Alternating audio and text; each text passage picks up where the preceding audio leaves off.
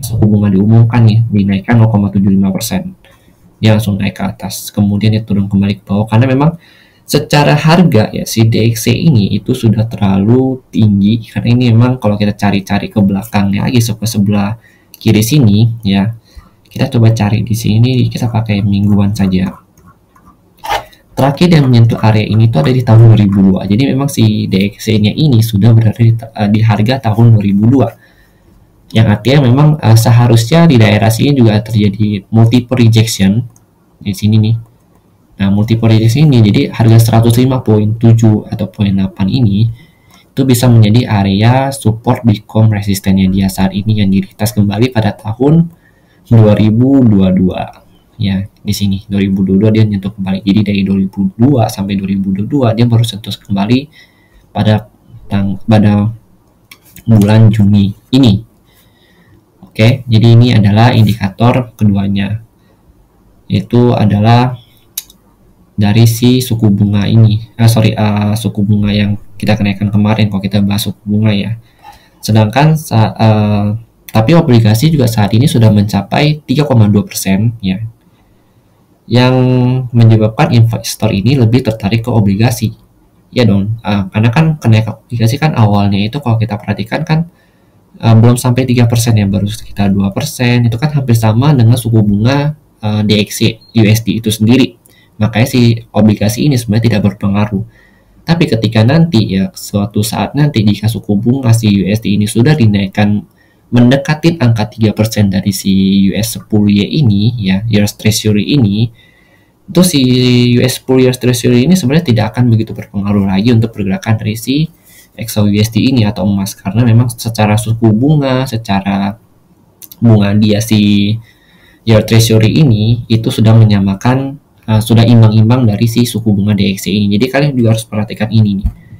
Kalau misalkan ratio itu masih 1% ke atas antara DXY, suku bunga DXY dengan Your Treasury ini, itu mati si US 10 ini itu masih bisa membuat kecenderungan harga bergerak dari si XAUUSD, karena investor juga masih melihat ke area ini, ke Your Treasury ini. Oke, itu yang ketiga. Lalu yang keempat itu yang tadi saya katakan, itu adalah headline news ya. Jadi headline news ini emang cukup penting. Kita harus coba cek terus kita yang apa yang berpengaruh ya, kaitannya dengan stabilitas dan instabilitas ekonomi yang ada. Contohnya stabilitas itu misalkan ekonomi itu dikatakan membaik ya, berarti kan harga ya, indeks itu berarti otomatis naik juga. Kemudian terus dilaporkan misalkan inflasi menurun dan lain sebagainya, itu kan otomatis akan membuat investor itu lebih cenderung melihat, oh ya berarti kan ekonomi ini sudah mulai membaik. Nah ini juga berpengaruh ya, headline news ini juga berpengaruh terhadap stock market ini. Jadi kalau stock market naik itu biasa headline news itu bagus.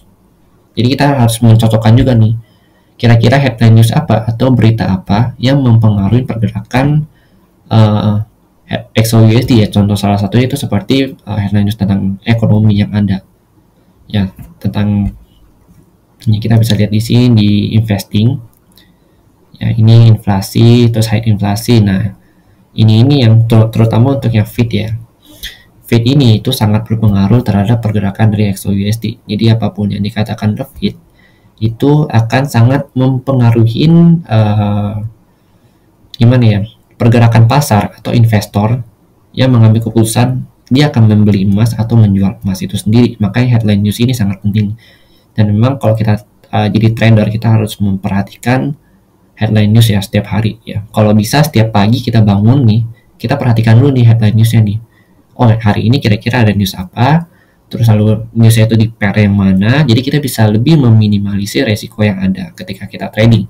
Oh misalkan ada news mengenai USD itu di jam 7.30 atau 8.30. Nah, berarti kita bisa menghindari nih area-area itu untuk trading. Berarti kita trading itu di sesi Asia sama sesi Eropa di awalnya aja. Jangan di sesi overlappingnya. Oke, jadi segitu sih memang untuk pengaruh-pengaruh pergerakan dari XAUUSD yang ada. Dan memang ini yang biasa saya perhatikan dari keempat faktor ini. Dan saya harap video ini bisa membantu kalian untuk lebih mempelajari lagi atau memperdalam lagi mengenai XOUSD. Dan kalau misalkan kalian masih bingung atau misalkan kalian masih belum paham, kalian bisa tanyakan di kolom komentar. Oke, sekian dari video ini. Mohon maaf jika memang saya ada salah kata atau misalkan ada salah penjelasan. Kalian bisa benarkan atau kalian bisa koreksi di kolom komentar. Terima kasih dan sampai jumpa pada video berikutnya.